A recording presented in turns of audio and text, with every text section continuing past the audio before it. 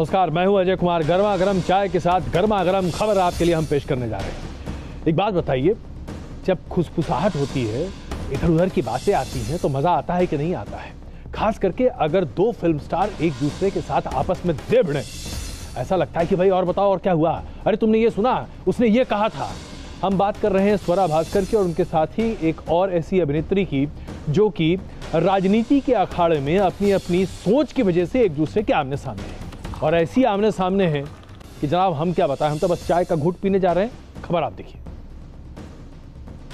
दरोगा दुनलिया में जंग लागा, रुपहले पर्दे का एक चेहरा, दुनलिया में जंग लागा हो। रुपहले पर्दे का दूसरा चेहरा, एक शहर, एक पेशा, लेकिन इन दोनों सेलिब्रिटीज के बीच सियासत के मुद्दे पर ठन गई है। पायल रोहतगी ने अपनी वीडियो में स्वरा भास्कर को महिला विरोधी और ना जाने क्या क्या कहा, लेकिन दिल को ठेस पहुंचाने वाली बात ये कही कि स्वरा को आंटी लिख दिया।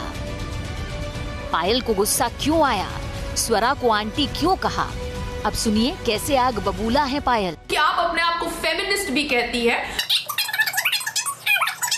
क्योंकि ना वो ट्रिपल तलाक बिल पास होने देते हैं, ना वो हलाला के ऊपर कोई मूवमेंट करते हैं। गुस्सा इतना कि वक्त कम पड़ गया, बयान खत्म ही नहीं हो रहा था। पायल नीचे लिखे कागज की तारीख, धारा, कानून, मसला सब देखती जा रही थी और ये साबित करना चाह रही थी कि स्वरा नारी विरोधी हैं, देश विरोधी हैं, हिंदू विरोधी हैं और न जाने किस किस की विरोधी हैं। आप वही लेडी है ना जो शिवसेना के गुंडों को तालिबान से कंपेयर करती हैं। लेकिन सियासत तो उसे कहते हैं जो जोश नहीं होश में की जाए। स्वरा भी अब बड़ी सियासी हो गई हैं। उन्होंने ट्विटर पर 3 शब्दों का जवाब लिखा, दीदी पानी पी लो। सोशल मीडिया पर वीडियो वाक युद्ध का अगला चरण अभी सामने नहीं आया है। वैसे लगता है पायल अगले अटैक के डॉक्यूमेंट्स जमा कर रही हैं। Team News nation. खामोश, ये डायलॉग याद है आपको फिल्म विश्वनाथ का? ऐसा लगता था कि शत्रुघ्न सिन्हा पथरे से बाहर निकलेंगे और उसके बाद तो बस ऐसा धमाल मचेगा, विलेन यहां वहां चारों खाने चित्त होते दिखाई देंगे। लेकिन पटना साहिब की सीट पर ऐसा लगता है कि ये चुनाव इतना आसान इसलिए नहीं है क्योंकि शत्रुघ्न सिन्हा इस बार भारतीय जनता पार्टी से उम्मीदवार के तौर पर नहीं है।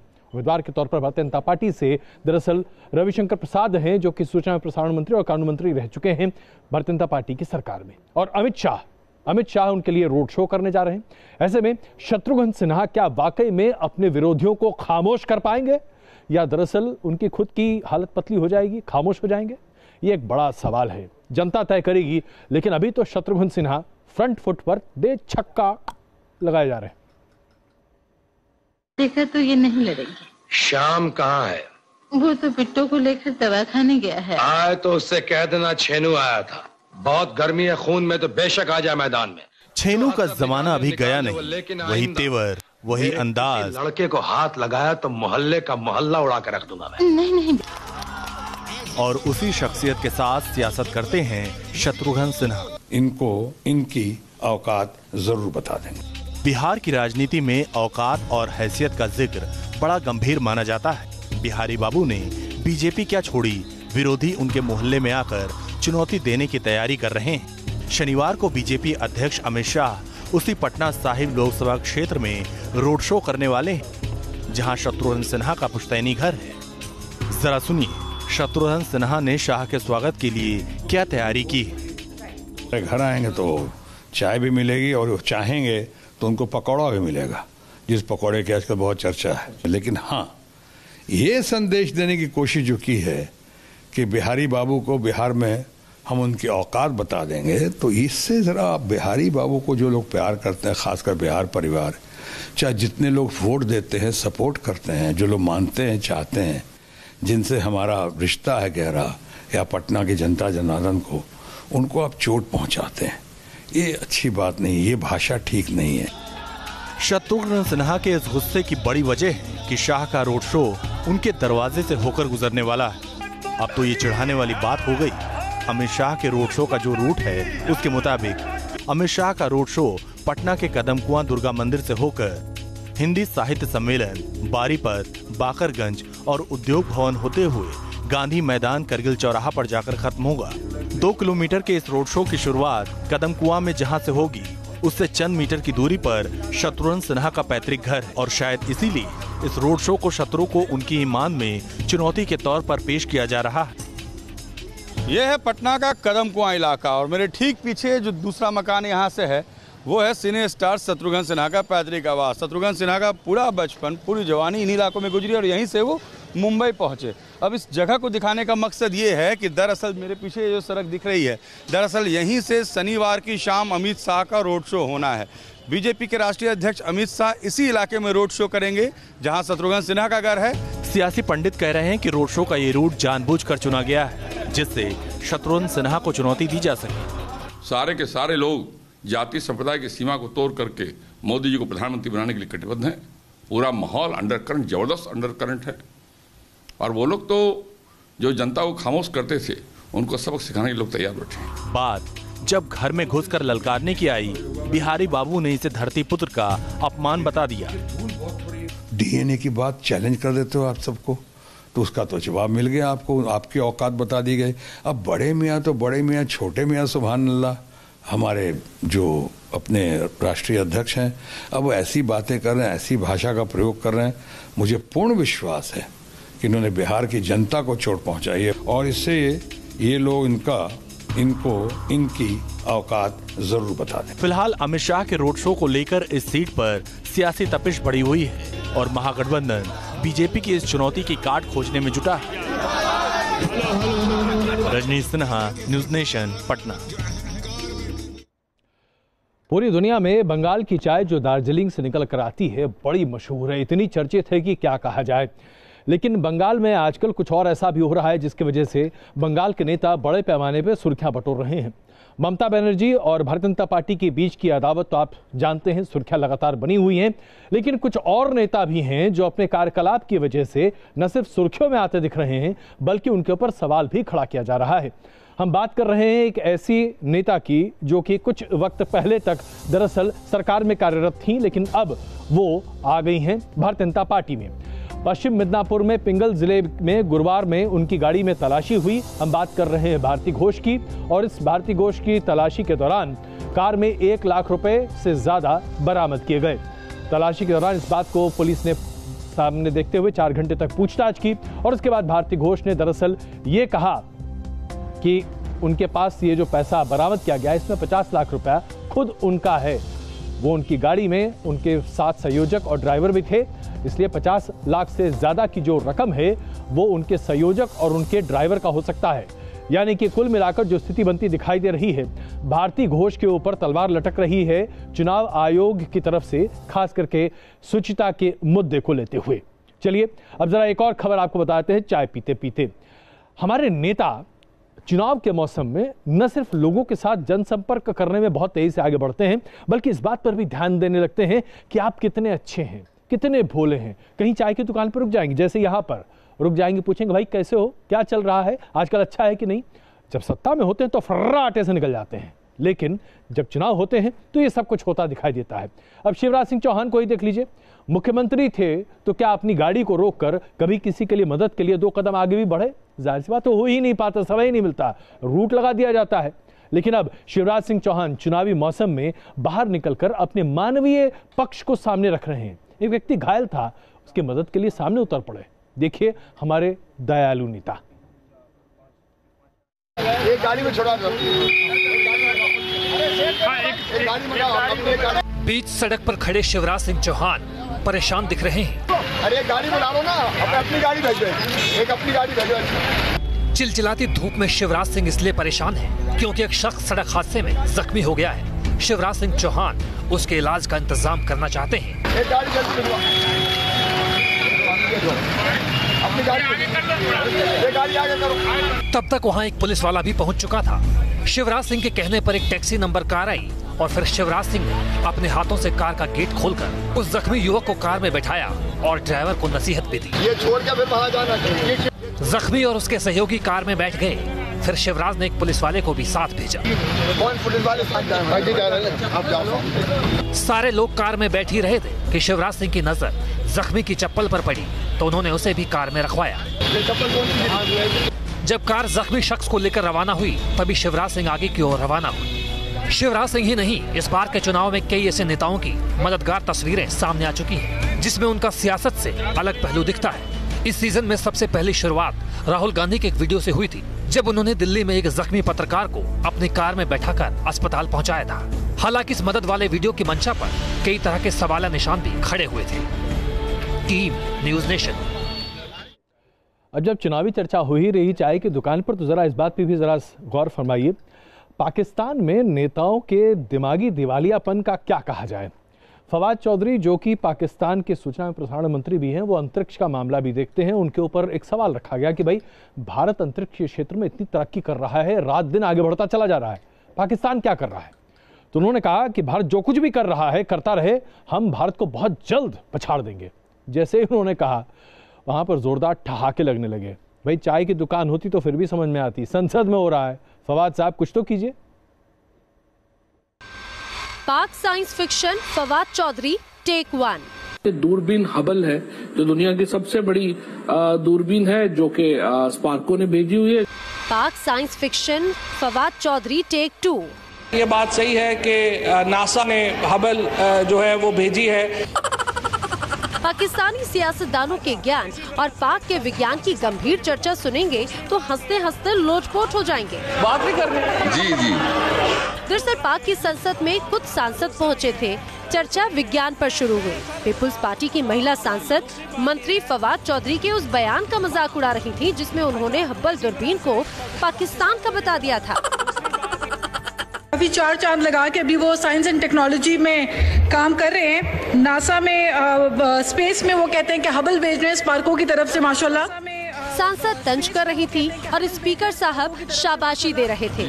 कोई तो मेज भी थपथपा रहा था। खैर, जवाब देने विशिष्ट ज्ञान मंत्री फवाद चौधरी उठे और हब्बल पर अपने दावे की वजह बताई। सर, मुझे बड़ी खुशी है कि आज कम से कम साइंस और टेक्नोलॉजी का जिक्र हो रहा है। मैं अपनी मोहतरम एमएनए से पूछना चाहूँगा कि उनको याद है कि पीपल्स पार्टी का साइंस और टेक्नोलॉजी का वजीर कौन था। मतलब फवाद चौधरी ने कहा कि अगर हब्बल को पाकिस्तानी नहीं बताता तो उन्हें कोई पहचानता कैसे। इतना ही नहीं, फवाद चौधरी तो स्पीकर के सामने ऐसी हाँकने लगे कि स्पीकर साहब को भी उन्हें टोकना पड़ गया। हम पाकिस्तान दुनिया का, मुस्लिम दुनिया का इस वक्त सबसे तरक्की याफ्ता मुल्क है जहाँ तक स्पेस वॉर्स का ताल्लुक है। स्पेस के मामलों का क्वेश्चन है, वो क्वेश्चन।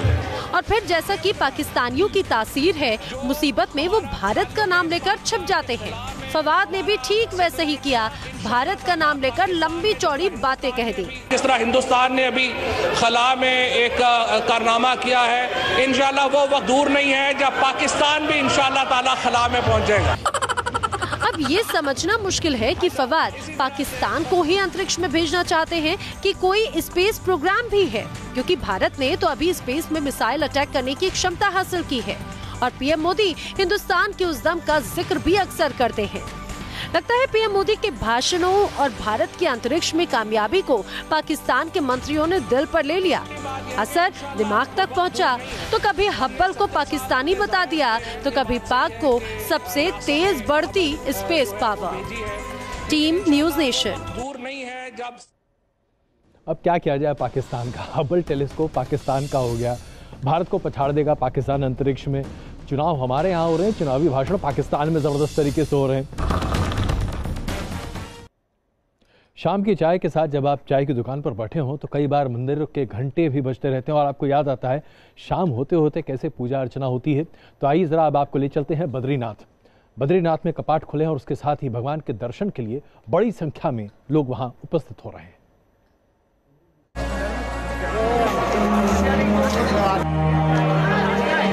कर लो भगवान बद्रीनाथ के दर्शन। भक्तों के लिए खुल गए बद्री विशाल के दरबार।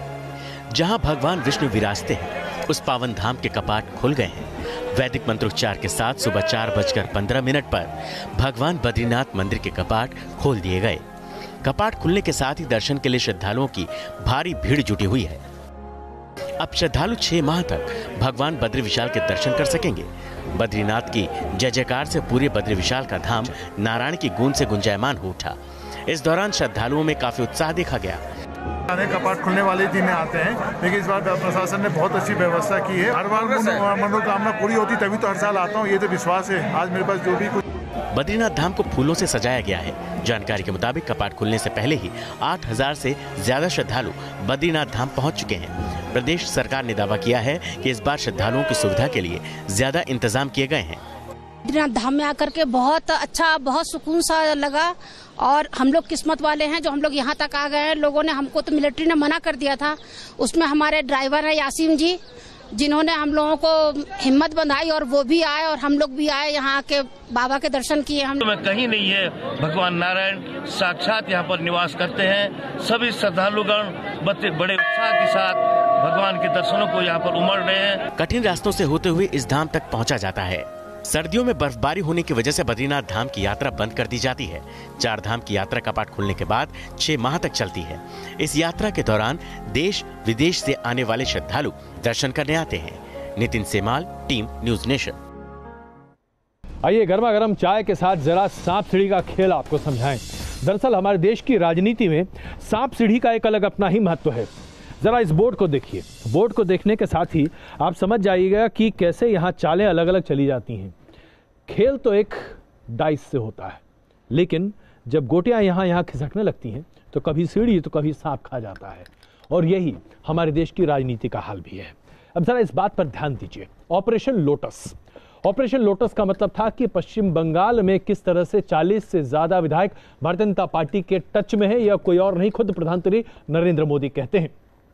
मध्य प्रदेश में भारतीय जनता पार्टी खुद अपने दम पर जब चाहे तब सरकार बना सकती है और उसके लिए तमाम लोग टूटकर भारतीय जनता पार्टी के साथ जोड़ने को तैयार हैं। अमित शाह बीजेपी के अध्यक्ष कहते हैं। और अब देख लीजिए कर्नाटक की बात। वहां पर भी अब यही बात निकल कर आ रही है कि कैसे जेडीएस और कांग्रेस के नेता टूटकर भारतीय जनता पार्टी के साथ आ सकते हैं और एक नई सरकार बन सकती है। यानी कि जैसे ही लोकसभा के चुनाव सामने आएंगे और एनडीए के बहुमत की उम्मीद जो भारतीय जनता पार्टी लगाए बैठी है, उसके साथ साथ 3 और राज्यों में चाय की चुस्की के साथ बीजेपी की सरकार बनाने की भी तैयारी है। 23 तारीख को जब नतीजे आएंगे, चारों तरफ कमल खिलेगा, तो तुम्हारे विधायक भी आपको छोड़ करके भाग जाएंगे। दीदी देख ले। 23 मई को मतगणना होने दो, आपकी कुर्सी के चारों स्तंभ हिलने वाले हैं। More than 20 MLAs from Congress party, they are not happy with this government. They may take any decision at any time. एक चुनाव, एक नतीजा और 3-3 चेतावनी। आखिर इन चेतावनियों के क्या मायने? क्या 23 मई के बाद बीजेपी का ऑपरेशन लोटस शुरू हो जाएगा? क्या 23 मई के बाद मध्य प्रदेश और कर्नाटक से लेकर पश्चिम बंगाल ऑपरेशन लोटस की जद में आ जाएंगे? तो क्या 23 मई के बाद इन राज्यों की सत्ता पर काबिज कांग्रेस से लेकर जेडीएस और टीएमसी की मुश्किलें ज्यादा बढ़ने वाली हैं? ये सवाल इसलिए मुखर हो रहे हैं क्योंकि बीजेपी के दिग्गज नेता बीएस येदियुरप्पा ने इशारों में फिर कर्नाटक में बीजेपी सरकार बनाने का दावा किया। More than 20 MLAs from Congress party, they are not happy with this government. They may take any decision at any time. Let us wait and see.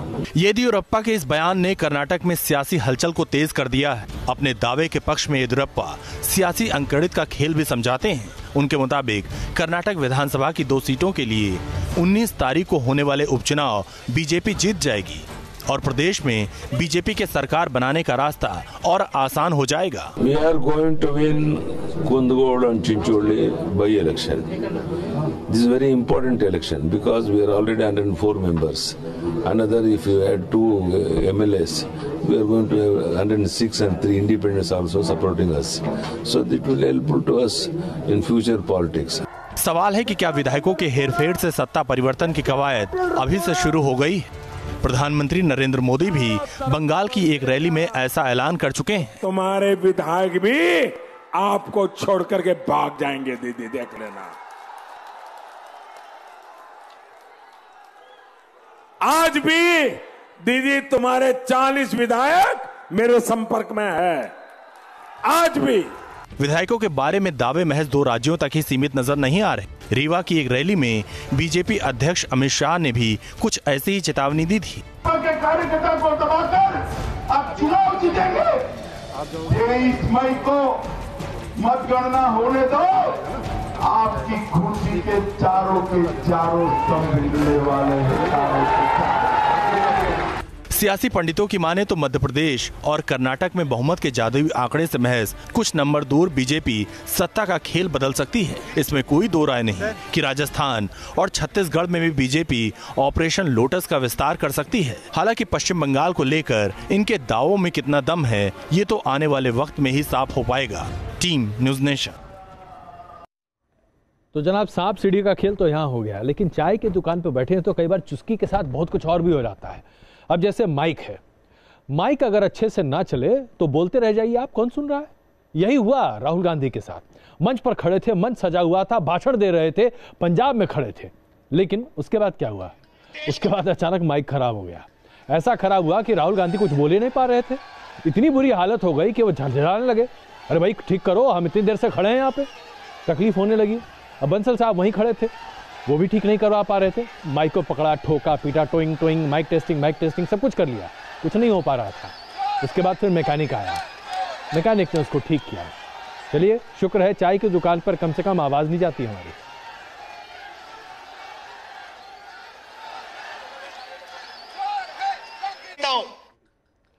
इसमें कोई शक नहीं है कि जब आप चाय की चुस्की ले रहे हों और जब आप नमकीन खा रहे होते हैं तो कई बार नमक का एक बहुत बड़ा गोला आ जाता है और गट्ट से मुंह में चला जाता है, बहुत दिक्कत हो जाती है। फिर कुछ ऐसा ही हो गया कांग्रेस के नेता और विचारक सैम पिट्रोडा के साथ।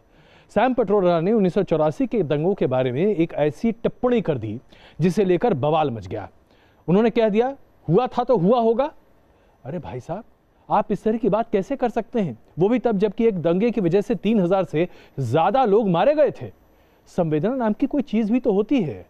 अब यही हुआ, देखिए, नमकीन खाते खाते नमक का पूरा गोला खा गई कांग्रेस पूरे दिन भर इसकी वजह से पिटती रही और अंततः सैम पिट्रोडा को जो करना पड़ा तो आपको दिखाएंगे। लेकिन पर ये देख लीजिए कि सैम पिट्रोडा ने क्या बोल दिया था जो कांग्रेस के लिए नमक का गोला बन गया। अब क्या है 84 का? बात तो करिए, आपने क्या किया 5 साल में, उसकी बात करिए। 84 में हुआ तो हुआ, आपने क्या किया? You were voted to create jobs. You didn't create any jobs. Congress ने कहा सिख दंगा हुआ तो हुआ, सिखों का कत्लेआम हुआ तो हुआ। इतना अहंकार, इतनी संवेदनहीनता। भाइयों बहनों, जिनको जरा भी परवाह नहीं है, जिनका अहंकार 7वें आसमान पर पहुंचा है, ऐसे लोगों को जितनी सजा दी जाए वो कम है भाइयों, कम है। देखा आपने किस तरीके से प्रधानमंत्री नरेंद्र मोदी भी पिल पड़े। आखिरकार मौका मिले तो कोई राजनेता क्यों छोड़ेगा। ठीक वैसे ही जैसे मान लीजिए आपके पास एक बढ़िया चाय की प्याली हो और आप सोच रहे हो कि वो छोड़े तो मैं पीना शुरू कर दूं, यार क्या फर्क पड़ता है। यही हुआ। सैम पिट्रोडा दिन भर इस पूरे मामले को लेकर झेलते रहे। अंततः उन्हें इस मामले पर अपनी स्पष्टीकरण देनी पड़ी, सफाई देनी पड़ी और कांग्रेस ने सैम पिट्रोडा के बयान से किनारा कर लिया। वैसे ही होता है, जैसा कोई दोस्त खिसियाने लगता है कि गोटी में हार रहे हैं, भाग लेता है। यही हुआ। I feel sorry that it was misrepresented. My sincere apology if it was misrepresented. If their feelings are hurt, I apologize. That's not the idea at all. Okay, why would I do that? Sam Pitroda ने माफी तो मांग ली साहब, लेकिन कहते हैं ना, चाय के साथ कभी कभी जब आप और चीज़ों के साथ, सेवन के साथ, मान लीजिए गलती से जो आप नमकीन खा रहे हो उसमें एक आध किशमिश हो तो अचानक सा स्वाद मीठा हो जाता है। अब ये खबर वैसे ही है। कांग्रेस के तमाम नेता सुर्खियां बटोरने में कहीं पीछे नहीं रहते हैं। रॉबर्ट वाड्रा हालांकि कांग्रेस के नेता नहीं है, कार्यकर्ता हैं, लेकिन आज अपने धार्मिक अवतार में दिखाई दिए। पत्रकारों से बातचीत करना तो बहुत दूर की बात है, जब भी कोई पत्रकार उनके आसपास पहुंचता है बहुत तेजी से दौड़ निकलते हैं। लेकिन मुंबई के मुंबा देवी मंदिर में पहुंचे दर्शन करने के लिए। उनका भक्ति भरा ये स्वरूप देखकर लोग वहां उनसे सवाल पूछने लगे और उसके साथ साथ लोगों ने मोदी मोदी के नारे भी लगाने शुरू कर दिए। रॉबर्ट वाड्रा जी भगवान के दर्शन करने के साथ ही ऐसे भागे मानो पीछे कोई बड़ा शेर खड़ा हो। देखिए, अब देवी के दर्शन करने पहुंचे हैं तो शेर तो दिखेगा ही।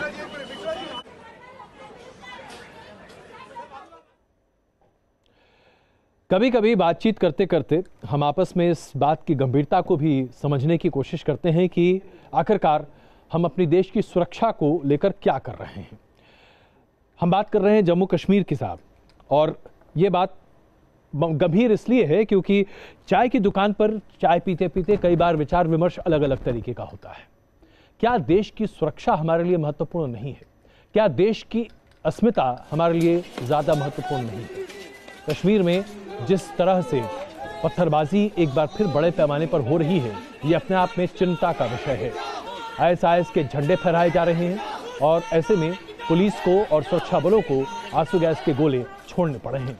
कश्मीर में आज जो कुछ हो रहा है वो अपने आप में न सिर्फ देश विरोधी है बल्कि हम सबों के लिए चिंता का विषय भी है। आखिरकार कई बार महत्वपूर्ण मुद्दों पर भी चाय पर चर्चा तो करनी पड़ती है।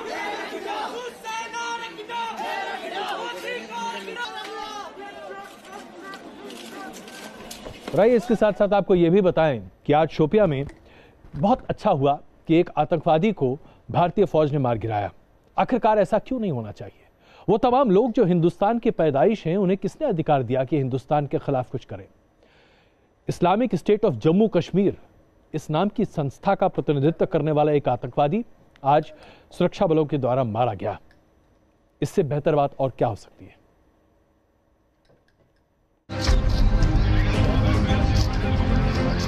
Islamic state of Jammu Kashmir का इकलौता लड़ाका ढेर, संगीनों से लैस ये जवान घाटी में दुश्मनों के काल हैं। जन्नत को जहन्नुम बनाने वाले दहशतगर्दों को चुन चुन कर सीना ढेर कर रही है। जम्मू कश्मीर के शोपिया में सुरक्षा बलों को सूचना मिली कि कुछ आतंकी दक्षिण कश्मीर के अमीशपुरा में छिपे हैं, जिसके बाद सुरक्षा बलों ने तलाशी अभियान शुरू कर दिया। इस ऑपरेशन के दौरान ही सुरक्षा बलों और आतंकियों के बीच फायरिंग शुरू हो गई। सुरक्षा बलों ने आतंकियों को एक बगीचे में घेर लिया, जहां सुरक्षा बलों ने एक आतंकी को मार गिराया। मारे गए आतंकी की पहचान इशाक सोफी उर्फ अब्दुल्ला भाई बताई जा रही है, जो सोपोर का रहने वाला था। Ishaq Sophie Islamic state Jammu Kashmir का आतंकी था, जो कश्मीर के सोपोर इलाके का कमांडर था। वो कश्मीर में ISJK का इकलौता लड़ाका था। इशाक सोफी साल 2015 में हरकतुल मुजाहिदीन से जुड़ा था और 2016 में वो इस्लामिक स्टेट जम्मू कश्मीर आतंकी संगठन में शामिल हो गया। एनकाउंटर के दौरान सुरक्षा बलों को भारी मात्रा में गोला बारूद भी बरामद हुआ। फिलहाल इलाके में सुरक्षा बल ऑपरेशन मोड में है। Islamic state of Jammu Kashmir घाटी में पिछले 3 साल से सक्रिय है। Islamic state of Jammu Kashmir को कुख्यात आतंकी संगठन ISIS का हिस्सा माना जाता है, जिसका मकसद भारत में युवाओं को इस्लाम के नाम पर भड़काकर उन्हें देश विरोधी गतिविधियों में शामिल करना होता है। इससे पहले पिछले शुक्रवार को भी जम्मू कश्मीर के शोपिया में ही आतंकियों और सुरक्षा बलों के बीच मुठभेड़ हो गई थी, जिसमें सेना को बड़ी सफलता मिली थी और अधखारा में सुरक्षा बलों ने 3 आतंकियों को मार गिराया था। इस साल अब तक 76 आतंकी मारे जा चुके हैं, जबकि पुलवामा आतंकी हमले के बाद जम्मू कश्मीर में अभी तक कुल 47 आतंकियों की कब्र खोदी जा चुकी है। अभी कुछ दिन पहले ही सुरक्षा बलों ने दावा किया था कि घाटी से जैश-ए-मोहम्मद का सफाया कर दिया।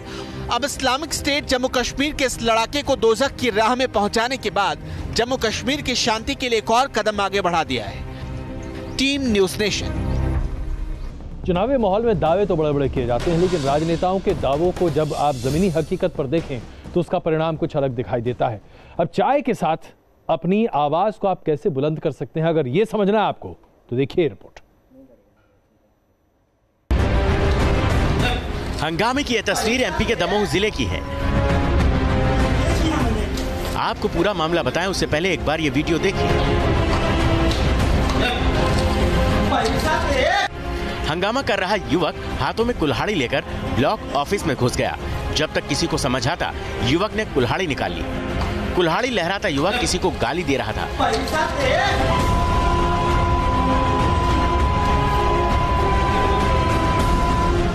ब्लॉक ऑफिस में घुसते ही अपनी कुल्हाड़ी उसने निकाल ली। गनीमत रही कि वहां पर मौजूद उसके चाचा ने लड़के को रोक लिया, वरना मामला कुछ और ही होता।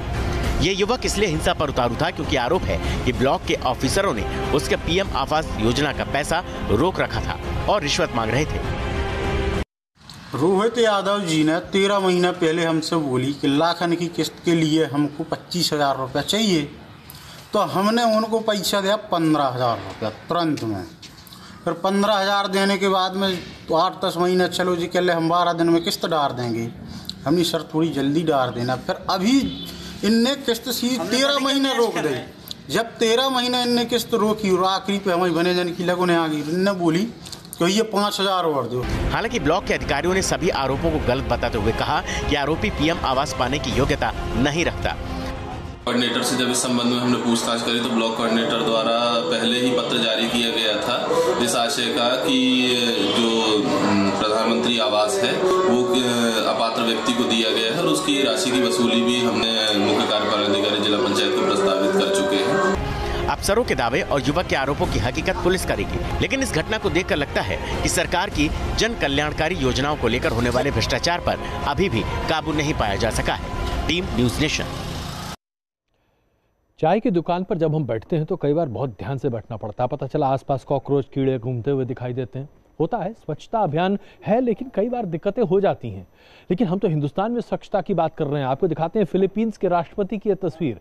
देखेंगे तो आप दंग रह जाएंगे। कंधे पर कॉकरोच दौड़ने लगा और कॉकरोच देखकर फिलिस्तीन के राष्ट्रपति जो हैं आग बबूला हो गए। होंगे क्यों नहीं भाई, राष्ट्रपति हैं। और उसके बाद राष्ट्रपति साहब के पास एक महिला आई जो उनकी असिस्टेंट थी। कॉकरोच भगाने की कोशिश की। अब देखिए कॉकरोच भाग रहा था और राष्ट्रपति जी सोच रहे थे बताओ देश के राष्ट्रपति हम हैं, कॉकरोच तक तो हमारी बात सुनता नहीं है। अब ये स्थिति हो जाती है जब आप कॉकरोचों से अपने आप को बचाने की कोशिश करें। लेकिन कई बार सड़क पर जब आप निकलते हैं तो सड़क पर जब ऑटो चलते हैं तो उसको भी लोग कॉकरोच बोलते हैं। ऐसा मत बोलिएगा, बहुत दुखी हो जाते हैं ऑटो वाले।